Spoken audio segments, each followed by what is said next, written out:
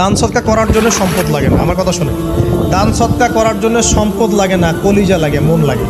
একটা হাদিসে নবী সাল্লাল্লাহু আলাইহি ওয়াসাল্লাম বলেছেন, হালাল উপার্জন থেকে আল্লাহর বান্দারা যখন একটা খেজুরও দান করে, আল্লাহ পাক সেই একটা খেজুরকে আস্তে আস্তে বড় করতে থাকেন, বড় করতে থাকেন, বড় করতে থাকেন। এটা এক পর্যায়ে পাহাড়ের সমান হয়ে যায়। কিয়ামতের মাঠে মানুষ তার দান এবং সাদাকার যে ছায়া, এই ছায়ার নিচে অবস্থান করবে। আপনার বিপদ হয়েছে, দান সৎকা করেন, বিপদ দূর হয়ে যাবে ইনশাআল্লাহ। জটিল কোনো রোগ হয়েছে, কোনো ডাক্তার ট্রিটমেন্ট করতে পারছে না, সৎকা করেন, রোগ ভালো হয়ে যেতে পারে ইনশাআল্লাহ।